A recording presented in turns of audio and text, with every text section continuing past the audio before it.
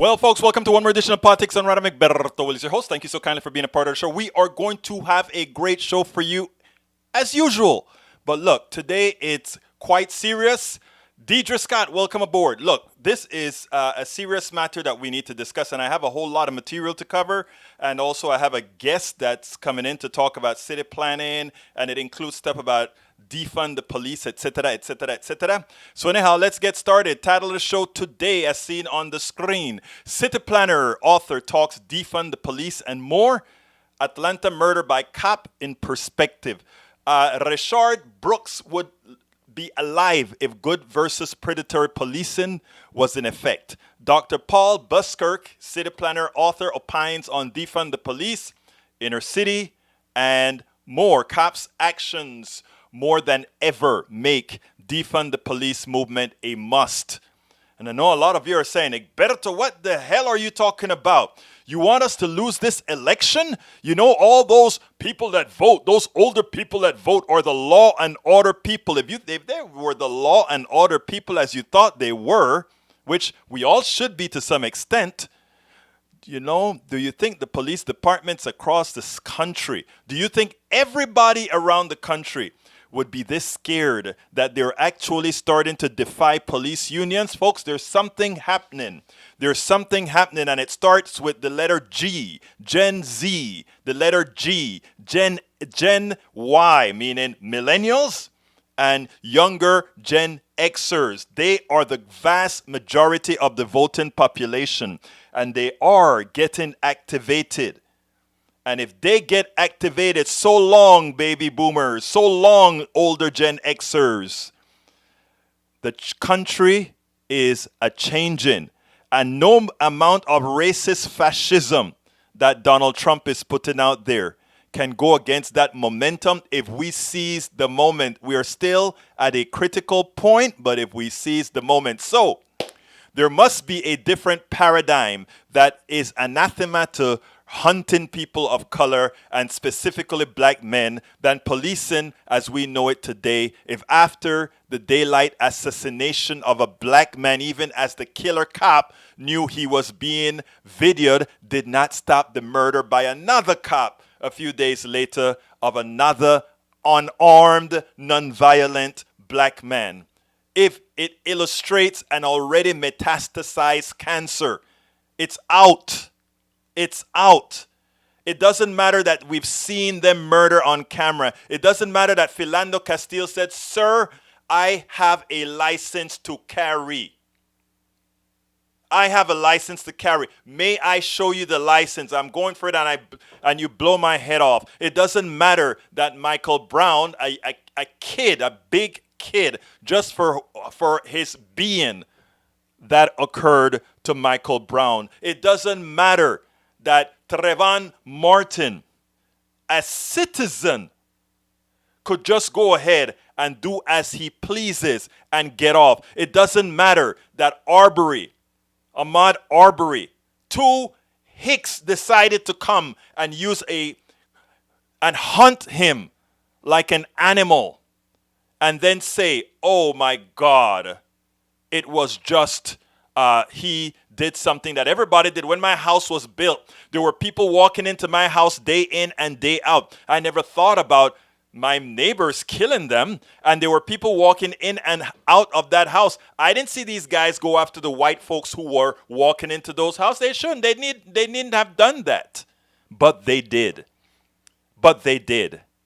After we discuss, or beforehand, the body is too infected to be made whole. It is time to morph from policing as we know it to a group of bodies that keep all Americans safe. Where we have mental issues, we send mental people out. When we have security issues, we send security people out. When we have violent issues, we send a small number. We reduce the size of these police forces, a sensible size, to take care of them. If we want to be concerned about the military actions, that's what we have a National Guard for, not a police force. A National Guard when it needs to be instituted. Yes, Egberto Willies is coming in favor now of the moniker defund the police.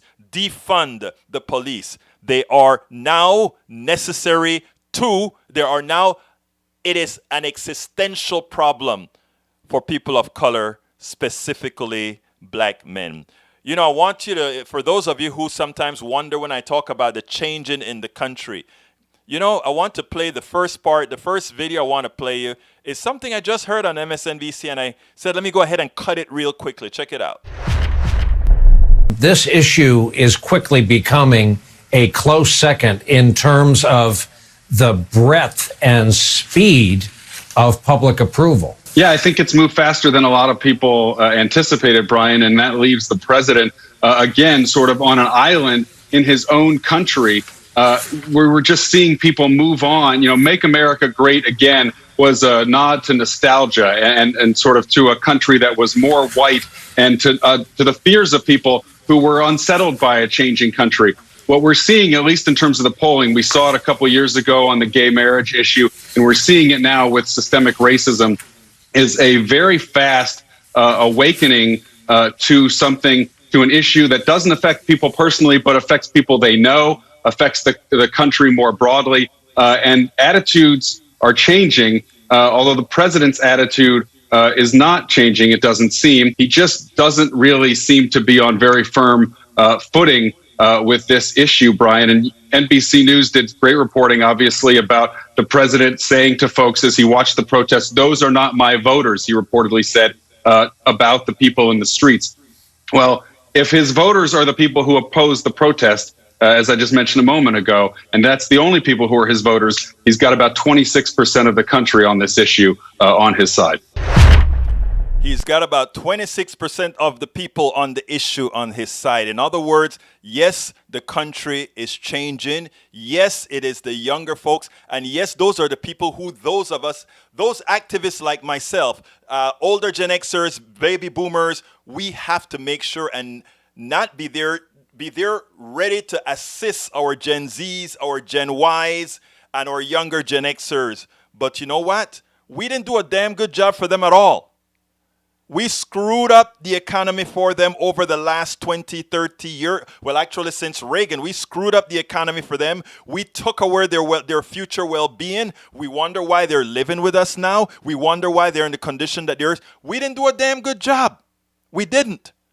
And with the policing and all the crap that we've allowed to come across, law and order, starting with Nixon, law and order president, and all these fearful people. What it really meant is law and order for black folks who we wanted you to fear unnecessarily. Of course, that is kind of silly, right?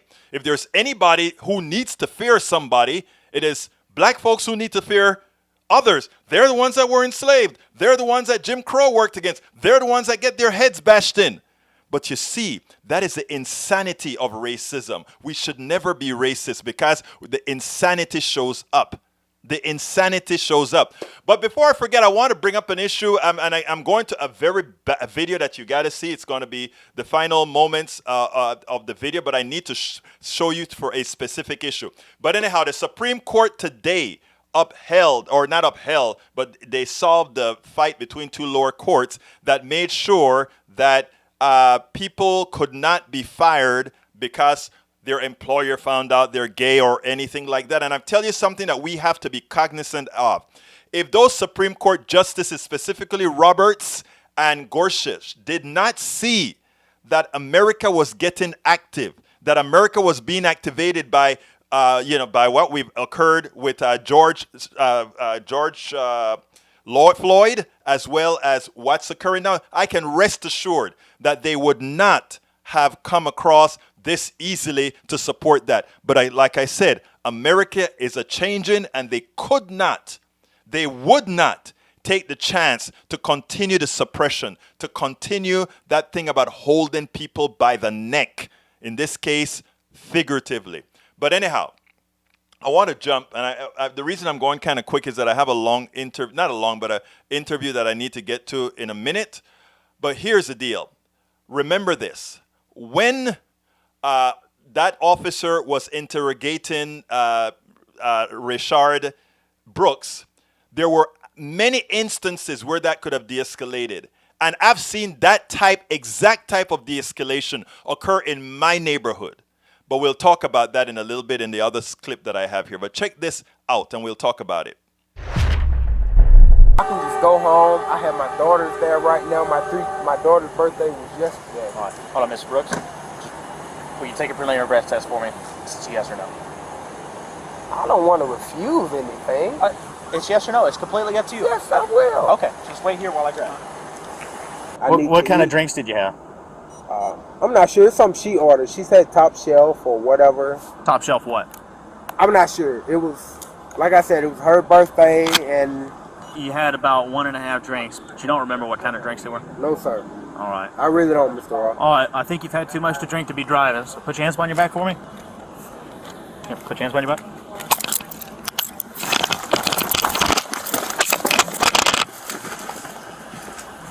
Hey, stop fighting. Stop fighting.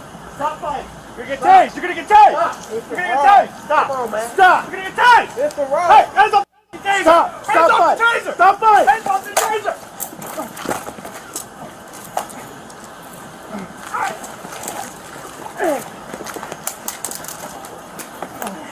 Stop fighting. Taser.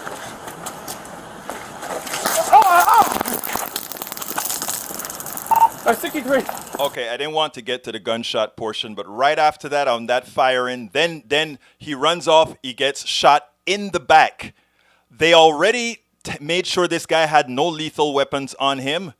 This guy went ahead and as soon, he wants to arrest him. He wants to arrest him. That's what they came for. They came for the hunt.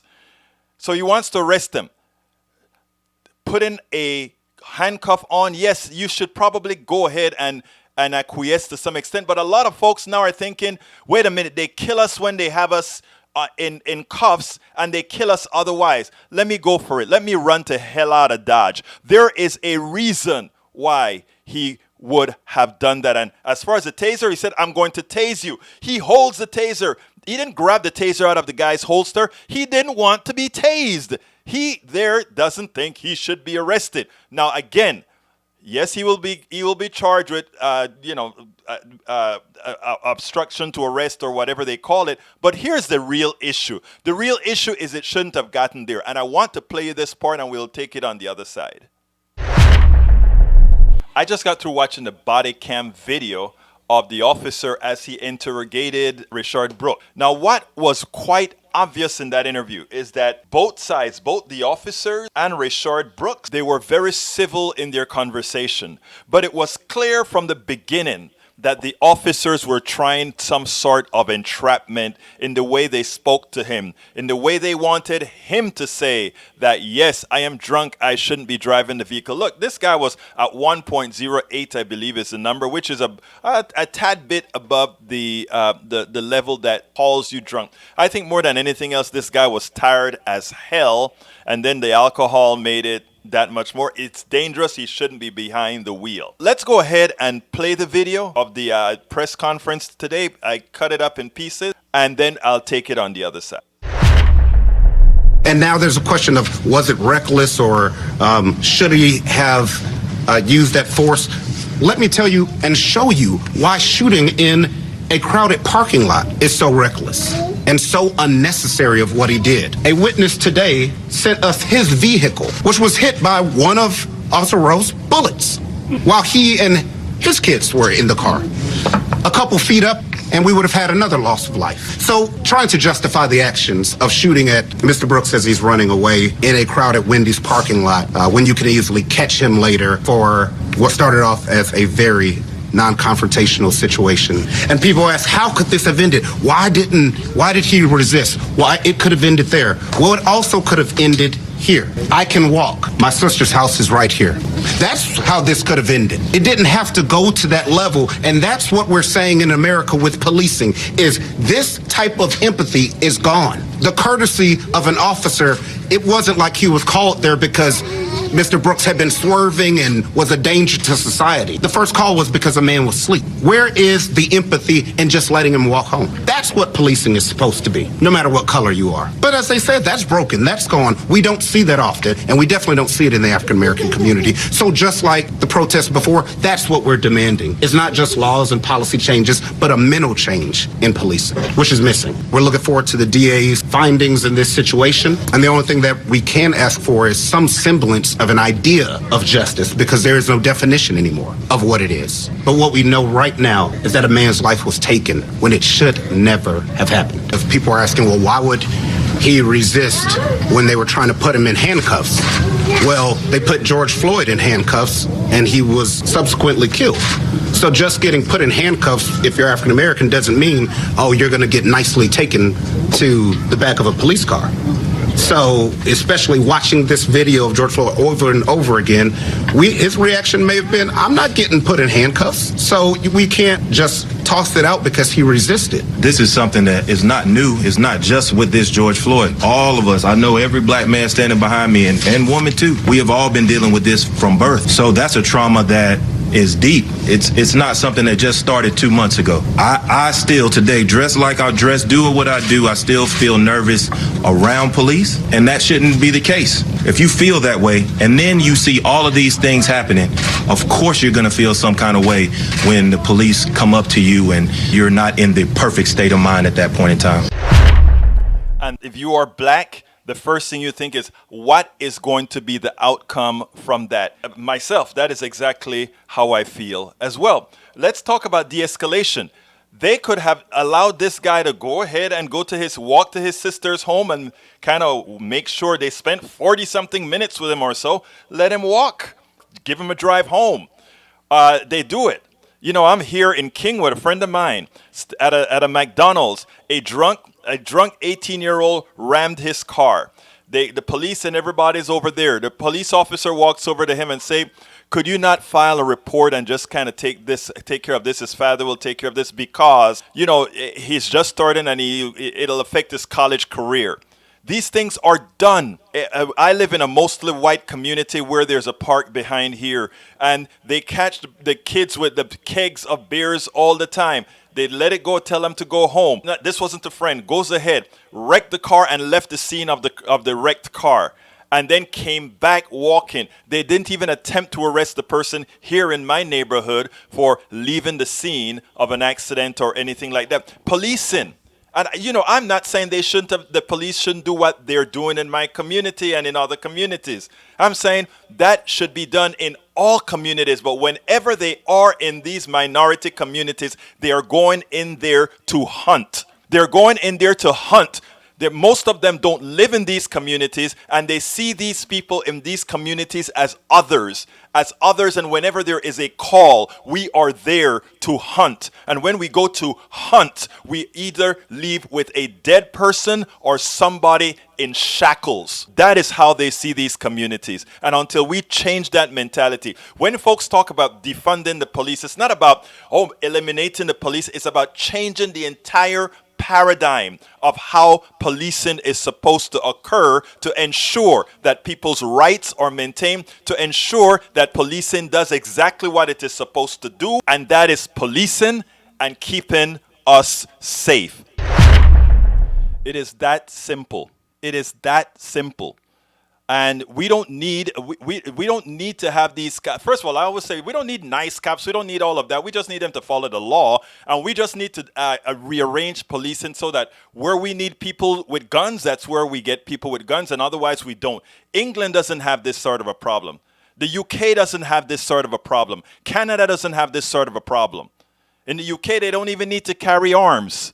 You know why? Because most people don't need a confrontation with a cop. In fact, most cops in the United States never ever use their service revolver, ever.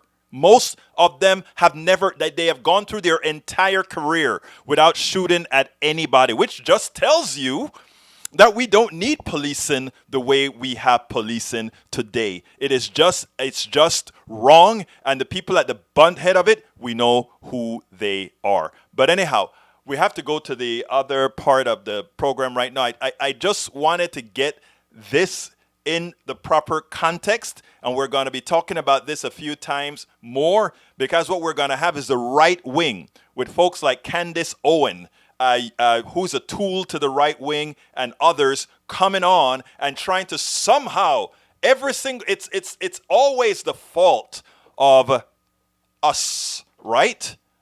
Well, you know what? We will never allow that to stick. And those of us on the left, we have a lot of work to do. But when you're righteous, when you are the one that is correct, when you are the one that's moral, when you're the ones that's showing real human values, in the long run, you know what? You win. Martin Luther King was right about that. Malcolm X was right about that. All these folks that have spoken that before, they're right about it. Anyhow, let's go ahead and talk to El Señor Paul Van Buskirk. Welcome to one more edition of Politics Done Right. Folks across the country, calls are rising to defund the police, but a push to divest resources from law enforcement is nothing new to Dr. Paul Van Buskirk. He was director of the Model Cities Program and Element President Johnson's War on Poverty. And he says not much has changed in 52 years. Dr. Van Buskirk, how are you doing today? Welcome to Politics Done Right. Well, thank you very much. Happy to be here. Yeah, look, I got this notice that about you. I must admit that I hadn't heard about you before. And when I saw that, I'm like, just in time, defund the police, police brutality. All these things are now center stage in America. It has always been, but it's getting attention now. What say you? Yes, there's I'm going to go back to the riots of '68. What transpired at that particular time, and in the inner cities, and what were the problems at that time. They did a Kerner report with a commission to determine what were the problems in the inner cities, in the inner city communities, in the Black communities. And they concluded that one of the key problems was unemployment. There was vast unemployment. And that time, it was difficult to get a job. The economy wasn't like it has been recently in terms of job opportunities.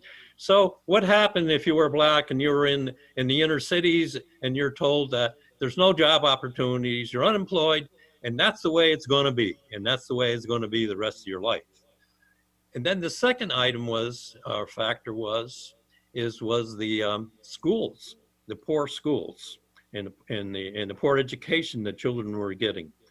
And then the third item was police brutality, high crimes, and safety within their community. That children could safely go to school and their streets would be safe.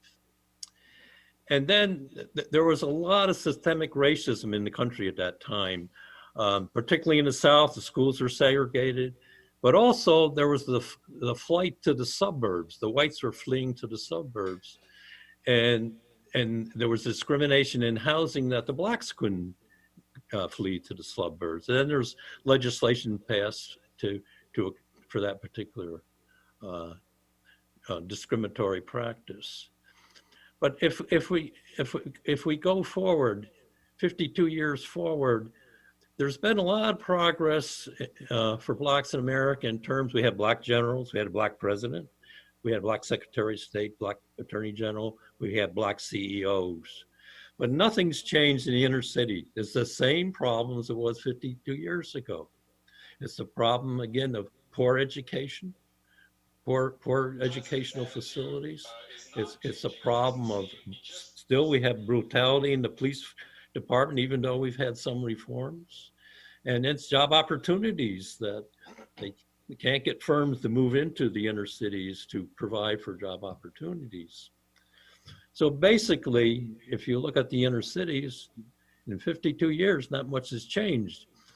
Now, what's happened today in 2020 is in those 52 years, people accepted the fact that, we're going to have poor education for our children. They call that apathy. But then that apathy turns into action.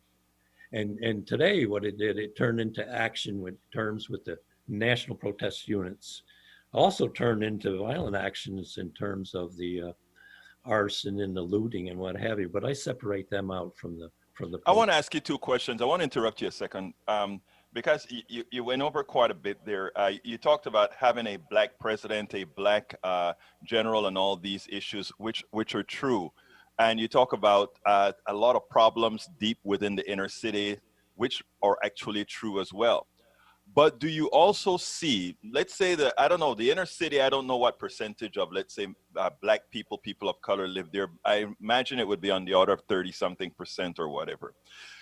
Do you see the problem being systemic, a continual systemic problem with racism that not only holds back the inner city, but in that it holds back those people of color outside of the inner cities? That as a black man myself, I still get an apple in my throat when a cop is behind me. I'm a professional. I still get that. Don't you think that there is something else that needs to change within this society that will ultimately migrate to the inner city as well? Yeah, that's a big question too. And you're talking about changing the cultural norms of a society. Right. How do we do that? I think we're making some progress. One, by profiling the problem. Right. Profile it, and then we can start to understand it, and then we can address it. There's a lot of other problems that are taking place here in the inner cities that are different from that. I'd like to talk about a little bit. Sure. If you let's take Minneapolis. That's been the epicenter. Let's take the chief of police. He's black. Mm-hmm. He's a reformer. He's trying to reform his police force.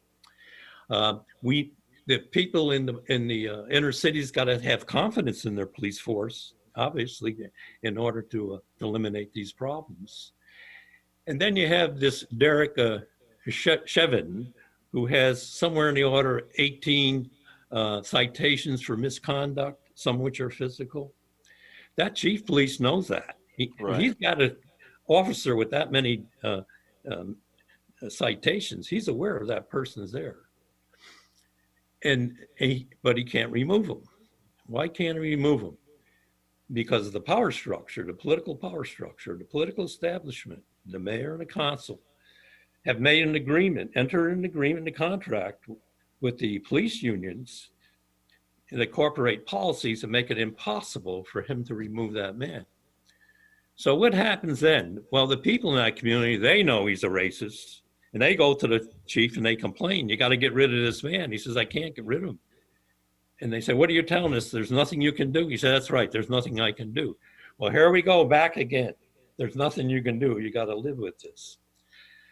So those barriers have got to be broken down as well, so that chief police can able to get rid of those bad apples.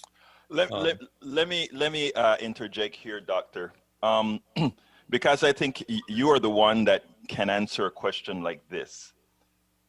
The reason why the chief who runs the police department can do nothing about it, it's because the political leaders won't give him the wherewithal, including during contract negotiations, to have the power to do so. And the reason they don't give him that authority and give the unions that authority is that the unions have a way of getting to a particular sect of people so that they can use the law and order argument against those people who the police departments are seen responsible to police, that being people of color. We have to have power within the department that can continue to suppress those people that we have been designed to have a fear for. Your thoughts on that, if you agree with that? Oh, I agree with you. And it's power. It's political power. And you got to get political power back into the hands of the people. That's what you got to do. You know, and that's done by the people within that community, you know, taking the destiny in their own hands, so to speak, and to organize and then to address those problems. I love that. Yes. And that's what it, you know, in my experience in Model Cities program is the same thing. We had to incorporate all those people that are living, you know, within those inner cities with all the problems of be it the police or poverty or education or job. You got to bring them into the decision-making process. they're going to tell you what the problem is. You know, I can sympathize with their problem, but I don't live their problem. And they can tell you what the problem is. And in the decision-making process, I've found that once they can identify and quantify the problem, and then develop strategies, solutions to address that problem, you know, they're all moving in the same direction now. And then they have some political power. Now, with the unions, they have political power too because they have money. You know, they give contributions to the political power players, where the people in the community aren't organized. You know, and they aren't organized. And also, not only do they give money, but they also have a voting block as well that they give. And they have to organize and they have to, you know, exert their political muscle as well to counter that. So. Now, I tell you, you make a very important point where you say that people have to organize. And what I've seen recently is that we've been organizing, and I see a sort of a flashpoint that has occurred, and that is around this term, defund the police. And ironically, what has happened as well is this move against this whole order has become very multi-ethnic, multi-racial, multi-age, that I think speaks to what you just spoke about, which is the people organizing. How can they do so with that moniker, defund the police, in your opinion? Well, the important thing is they're profiling the problem. And then we got to profile the solution too, as well. You know, right now, to defund the police is kind of just a generic term. It's right. General. We don't have specificity in that. Right. Excuse me. In order to do that, now we have to really kind of do is to what I call document the problem. So everybody, there's no question about what the problem is. It's well documented, and then we have to do is determine the strategies and solutions to address that problem. And I think about Ray Kelly. He was a police commissioner in New York City under Mayor Bloomberg, and he had a 63% approval rating from the Black community. He spent a lot of time just walking in the Black community, talking to people in the Black community, and I think what happened, and I can only speculate here, but if I talk to the people in the Black community, the mothers, their children are going to school, you know, the fathers looking for a job, and ask them what they want. What does that mean, defunding the police? What does that mean to you? I think they would say they want law enforcement, they want safety, but they also want to have confidence in their police that are carrying out those duties as well. I think what Ray recommended, and I think they would think, is one, they should have intense psychological testing of new recruits. That was one thing that he offered. The second thing he was offered, it was the problem with the unions in terms of not be able to get rid of the bad apples. And he also said in New York with the Civil Service Commission, he'd get rid of them, Civil Service Commission reinstate them. So he said that problem had to be addressed. The third one, he said, is he thinks that they should be college graduates because they're more sympathetic to the problems of racial discrimination. And right now, I guess in New York City, more than 50% of their members are minority, members of the minority community. And now they have to be a high school graduate, and they have to have 60 hours of college credit, which is normally the junior college law enforcement program. Now, in order for that to happen in the inner cities, you know, we had to have a decent education for the children in that district. And we have what we call choice, where they have charter schools as an alternative. The problem is the political establishment's against that. So those barriers have to be broken down. But I think we have to go into the inner cities. We have to talk to those people and determine what's their interpretation of that, what's their meaning, and how do they see that and want to address that, and how do they see the future in terms of actually solving that problem, their problems. Now, it's interesting because we just had another police shooting in Atlanta yesterday or Friday night. And this is sort of an offside from the complete premise of the discussion here. But don't it surprise you that after the killing of Chauvin in Minnesota, I mean, killing that on Floyd by Chauvin in Minnesota, that police officers would be more hesitant in a nonviolent confrontation with a suspect, if you will, and not use deadly force. If you weren't of the mindset that nothing's going to happen, wouldn't you say didn't you find that pretty strange? Absolutely. In fact, it's almost unbelievable. You know, if I was a police officer and I was trying to arrest a black person and he ran away from me, the last thing I would do is shoot him. And I'd let him run, you know. It is amazing that the sensitivity to the times, all of that was disregarded. But anyhow, Doctor, you were talking about, you worked on the Model Cities program. Right now, one of the issues that people talk about all the time is, where is the money going to come from? And I'm a political activist. I'm also a progressive person. And we all think, or we all know, the money's out there. The money is out there. However, the way it's apportioned, the way it's taxed, the way it's allowed to grow, the way the system works on who profits on what is actually an issue. I don't know if that is within your purview or not, but I'd like to talk a little bit about that before we get into your book, which I just noticed you have a new book out. So tell me a little bit about your thoughts on funding and the way our economic system in general apportions the spoils. Well, just really briefly, the economic system in terms of apportioning the revenue is the wheel that squeaks the most gets the grease. Terrible. I think that sums it up. Yes, yes. To be honest with you, you know, if you got a strong lobby and you got a lot of money, you know, you can make things happen.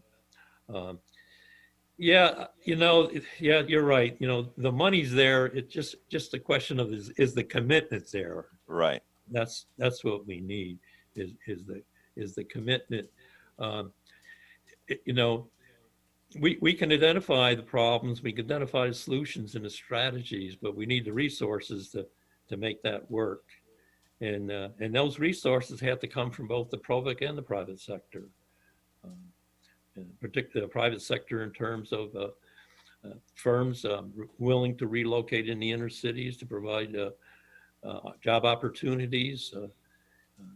Also, you're supporting alternate schools for opportunities for Black mothers that have their children get a safe and decent education. But the revenue is there. It's just a question of political commitment. You know, what is very interesting is that I think this pandemic showed something in the early days, in the days before I became a full-time activist.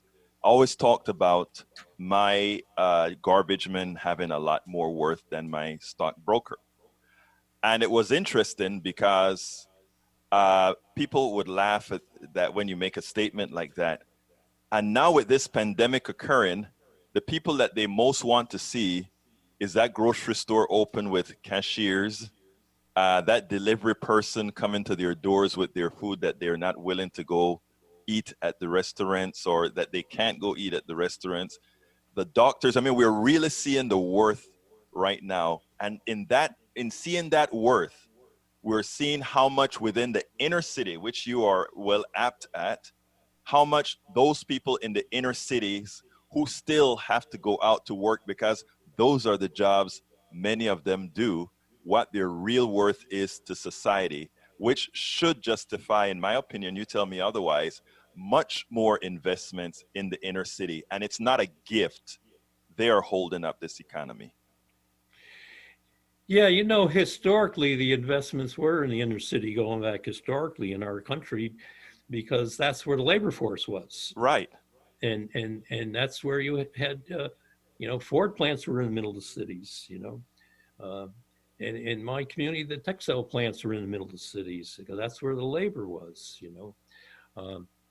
But you're right, there, you know, we have now the opportunity zones, and hopefully that that will create some investment into the inner cities and develop some firms and industry to create jobs. Now, I'm just going to tell you a little problem about that. You got Walmart in Chicago, in Right. South Chicago. Walmart, in order to get approval from the city to put the store in there, they had to pay off the unions to get in there. Yes. You know, so who wants to move to an inner city when they got to pay the unions off to get in there? That's corruption in itself. You know, you should be trying to entice them to come in. You know, you should be offering things for them to come into the community. So we got to get rid of a lot of these constraints that are preventing all this from happening in terms of investing in the inner community, and we got to be able to encourage it by you know. They want to give big multi-million-dollar subsidies to Amazon, you know, and to the other large Fortune 500. Why can't we do that? But let me push back a little bit, Doctor. You just mentioned about Walmart having to pay off the unions to get into certain parts. I think you said Chicago, and that's understood. They shouldn't have had to pay off the unions, but shouldn't they really? I think what we are talking about here, we don't want Walmart wages in Chicago, right? We want real wages. No, that's true, but you want a Walmart in there so you can go shopping. Yeah, we sure do. We need them both. But I mean, how do we get them? I mean, what you just told me was a union corruption is what you just told me. If the union gets paid off, but the people are still making Walmart wages, that's a union payoff. That didn't help the people. Yes, yeah, absolutely. Well, I think the one thing we have to do with the inner cities too is we should be putting our junior colleges in there. So now they can get at least a decent education and that would provide them with a job, be it a dental technician or law enforcement or whatever the programs are for those inner cities. They certainly have a population large enough to even support one, to be honest. Right. With you. So it's that kind of thing. We got to make it a community again. It's got to have all those things that makes the community, you know, live. A community, yes. Okay, Dr. Van Buskirk, I always get the name a little bit you got off. it right. Did I get it right? Great. Tell me a little bit about your book, Big Mike, Uncle Dan, and Me. Yeah, Big Mike. You have it with you? Uncle Dan and Me. You know, it's a story how I beat the New York State 20th century most corrupt political machine. Tell me about it. It's really a human interest story as well as a political story. It's about a community that was controlled by a machine for 40 years.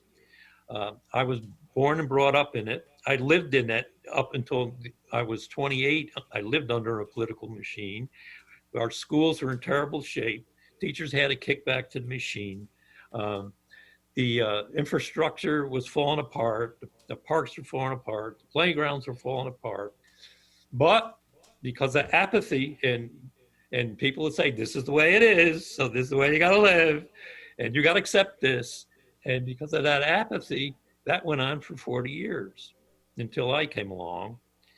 And I just couldn't believe that we were destined to have to live like this in really a totalitarian state, and we're supposed to be a democracy. I just wouldn't accept it. So it's a story about how I pushed back on the machine, organized the community, exposed their corruption. There's a lot of betrayal in it when you get into politics, violence. You know, actually, there was an attempt to kill me and my son. Back then you had a press that supported the machine because they got the illegal ads from the machine and the kickbacks. You know, just all kinds of corruption. In our community at that time, you know, the Catholic Church were 90% Catholic, and the church then was totalitarian. And if you were a member of the church, you support the machine. And by the way, the machine supported the church schools, but not the public schools. So anyway, it's a good story for anybody that's interested in politics, interested in how a community could, after years of apathy, turn into action. I have a chapter on that, you know, apathy to action, and all the forces you're going to be up against with the political power players, with the institutions, you know, and the corruption. and the betrayal within your own organization that takes place once you get into power. And then once the reforms are put into effect and the reformers leave, what happens to the movement? So anyway, you can get it at Books A Million has the print copy right now, and so does Book Baby in their store. Amazon has the E-copy. The e-copy. E-book, yeah. E-book because of the pandemic, there's such a demand for food and supplies that the warehouses don't have room now for the books. Yeah, but it'll be there in a few months. But you really enjoy reading it. It's everything that ever happens in politics: the good, the bad, the ugly, the tragic, and what have you. Well, I'll have a link to that book in the blog post that's accompanying this interview. This interview should be going live pretty soon. Now, Dr. Van Buskirk question, and that is, what question didn't I ask you that you would have liked me to have asked? Well, I wish I had more time to prepare for that one. I think the question I would like to ask you is, where do you think we'll be 5 years from now? Well, 5 years from now, I am a very positive person. I think this is going to be our transitional year. Things are going to be horrendous. They're going to be terribly bad. I think good people like yourself and others are going to have good ideas to stand up to so that we can have some meat to put on the bones. And if we can get rid of that word that you speak about in your new book, apathy, and get more people engaged, I think things are going to get better. It's going to be a rough 2 years, but I am positive that the young people that I'm hanging with, the millennials, the young Gen Xers, and by God, those Gen Zs are going to pull us through. Well, I agree with you. I'm an optimist too, and I think you're absolutely correct. And we've done this through the generations, by the way, over time, and it's a cycle. And it's unfortunate you have to wait 52 years.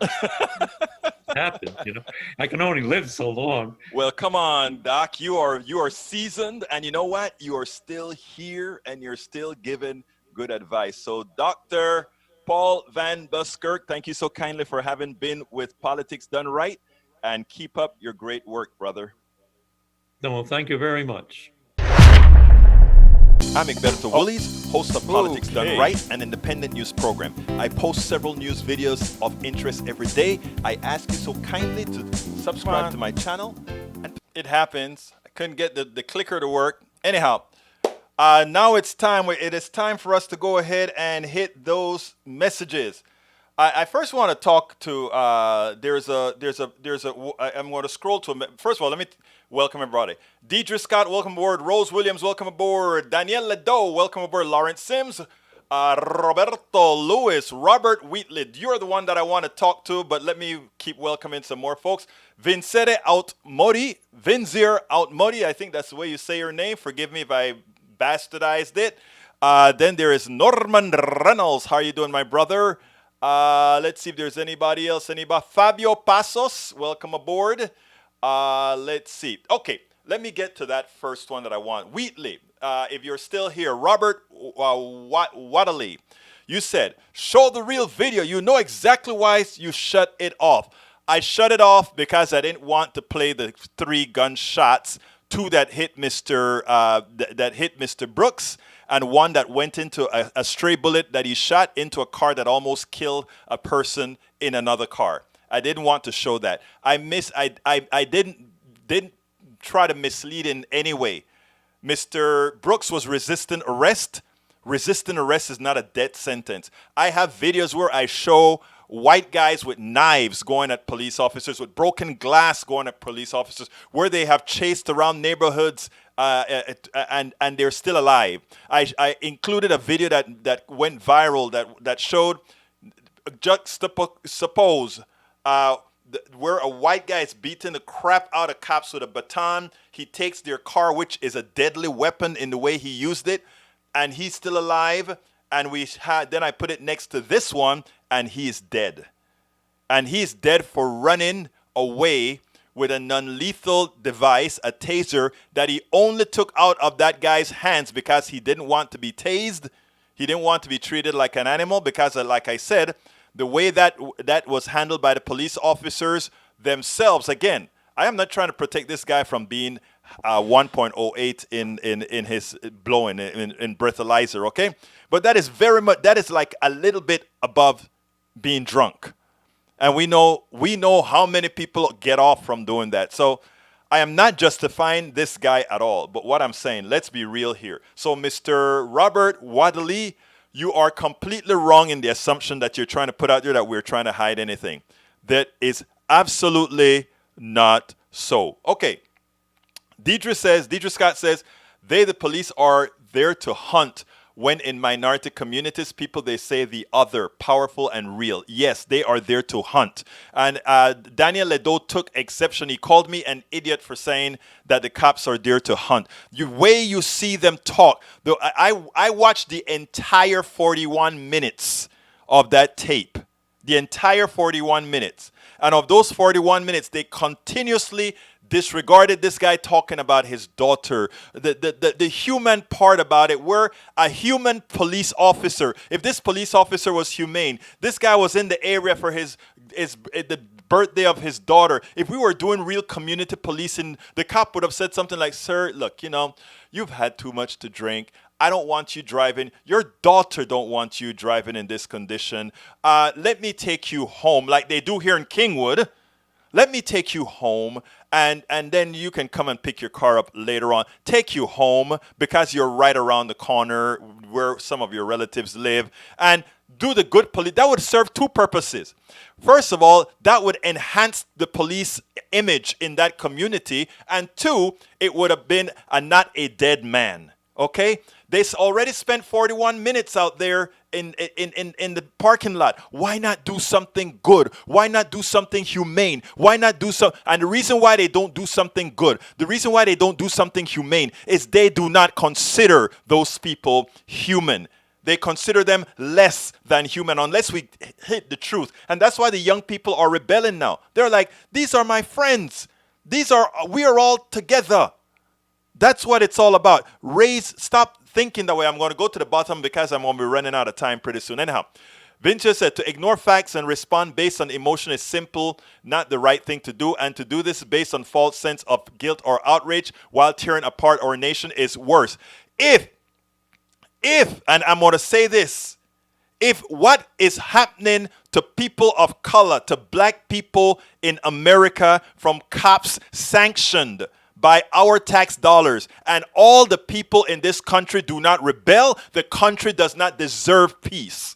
Mr. Vincent Automori, Vincere Automori, if what is occurring to a group of people, it is no different than when we had slavery, and to get rid of slavery, we had a civil war to get rid of slavery because a particular sect was in bondage. And do remember that we didn't have a slavery war because we loved black people. We had a war on slavery because the nation was coming apart.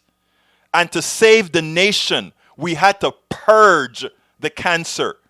And this cancer as well has to be purged. And if it's not done peacefully, and that's why you see the government reacting as fast as it is, because Gen Zs, Gen X, younger Gen Xs, and all the others are starting to see the evil within, and that is what have them activated. They don't want the cancer to spread. They don't want it to spread. Bruce Pollard, angry at Atlanta. You should be. Okay, let's see. Arsenal of young people in my warrior circle. Most baby boomers aren't as cool and woke as I am. That's why, everybody, why do you hang with the young folk?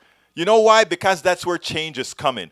I am not going to exert my efforts. I'll talk to everybody, but I'm not going to exert my activism efforts on folks that really just want their social security and care about nobody else. Care about not what's coming behind them. Don't care that if you take it all, unless you change the economic model, you're hurting the future. Vinsore says, so we must analyze what cities where these incidents are occurring and hold these leaders to account. No, it's happening everywhere, sir. It's a police thing. It's not in specific cities, brother Vince here, Automoti. It's all over the damn country. This is in little towns, big towns. It's a police thing. That's what it is, a police thing. Norman had a thing I want to read. I saw Norman had a very good message in there. Norman says, defund the police is what was done in the opioid crisis. It took money from policing the problem to addressing the underlying issues with socio-economical and medical issues that blew this up in the predominantly white community. Do you see the analysis that Norman just did there? That is the kind of analysis I want out of people. When it came to having that particular community, they defunded the police. They defunded the police so that they would not have to negatively police their people. That is what needs to be done. Norman Prescient, sir. Norman Prescient. Fabio, Google, when did the U.S. become a corporation? Brother, since the inception of the United States, we've been a corporation. And Citizens United and a few others made it more prescient. But we can go into that another day, my brother.